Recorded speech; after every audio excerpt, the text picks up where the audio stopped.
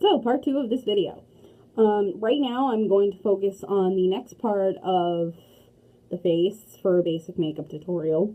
And we're going to go with brows. Now, I just bought a brow palette and I haven't used it yet. So, fun.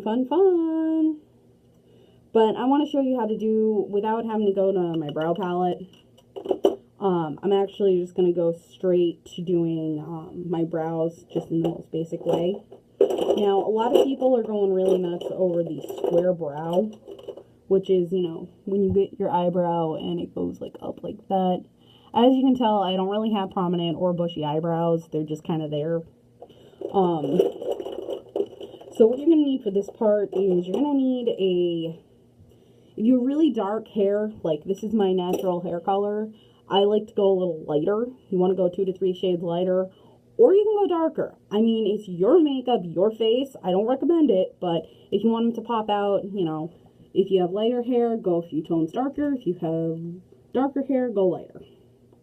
So, this is my overused palette, but I like to just take a little bit of this brown, which is a little lighter than my natural brown, if you know, you can kind of tell. I just run it over a little bit, just fill it in, and it just adds a little bit of fullness. I'm not going like, you know, crazy here. You know, just very lightly run it through your brows. You don't need a lot to get this. But if you compare it to how I looked before, this just helps angle my face. This is basically the frame for your eyes. Oh, or that's something Michelle Phan said. I do recommend that you use a brow brush, but I like to get the powder in there first. That's my preference. You don't have to do that, but basically, you want to brush out your brows. So get the powder in there first if you're comfortable with it. I like to brush it through because it helps even everything out. And it makes it look more natural.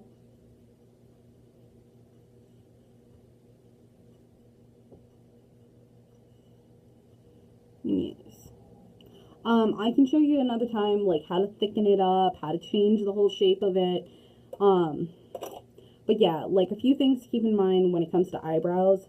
You want to use, this is just a basic e.l.f. brush for eyeshadow. It works well as a multi-tool. Yeah, it's e.l.f. Eyeshadow brush. Most generic thing ever, like $1. So, yeah, the formula goes like this. You know, you just shadow it, brush it out. Can't have them running uneven. And that's good.